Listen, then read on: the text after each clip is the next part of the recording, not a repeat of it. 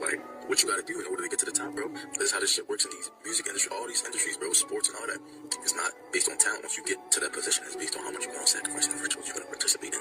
So that's what happened with D Rose, bro. Like, he just wasn't trying to keep on doing that. That's why he retired so early. That's why they made him fake his injury in the league, man. It's just deep, but it's the honest truth, you know.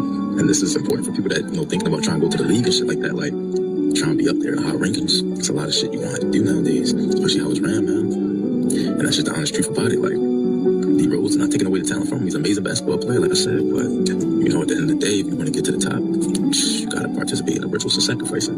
And in order to be up there, and he wasn't with that, bro. So, did a little bit of what he had to do to get to the league and shit like that, and make the money made. But, you know, that's why he just went out with an injury, you know.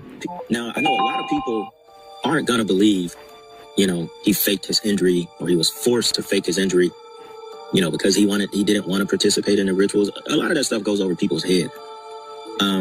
But I'll tell you one thing. If they're doing it in the NFL, they're definitely doing it in the NBA.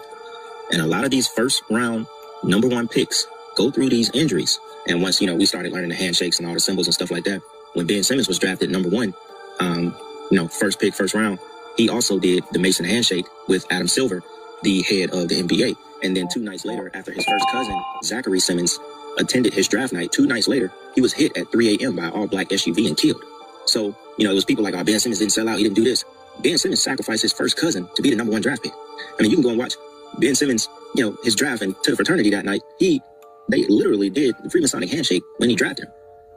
It was so on purpose. It doesn't get any more on purpose of the handshake that him and Adam Silver did. But just like in the beginning when Trey Burke said, you know, he was basically like talking about the NBA being like an elite fraternity to get into. That's exactly what it is. And if you're going to get at the top of that fraternity with the Stephen Currys, the James Harden, so on and so on, if you're going to get at that top, you know, you're going to have to do things. It makes me think about James Harden and Lil Baby. Why was they hanging around each other so much at one point? 2 people from 2 different worlds. Why were they hanging around each other so much at one point? See, that James Harden was Lil Baby's handler, or they had stuff going on between each other that they had to do, and they agreed to do it with each other. I mean, it just seemed weird that they was hanging around each other so much. Especially like that time when Lil Baby was looking froze, and when they was like in France or Paris or something, and it like made that meme, BB, Lil BB, Lil BB. And Lil Baby didn't know what was going on, and James Harden had to tell him, like, hold on, they're trying to take pictures of you. Yeah, I know some of y'all gonna remember that little meme that was going on. It might have been like a couple years ago, but y'all remember they were buying each other gifts and all that kind of stuff. James Harden done did them rituals. He participated. You get your own shoe and you do all that, you with it. And this is just another story of it. I thought it was interesting when the former NBA player Trey Burke was talking about, you know, superstars taking a dark route. He also talked about the you dig. You remember when Corey Holcomb, you know, that's his word for it, the you dig. I had to bleep it out a couple times, but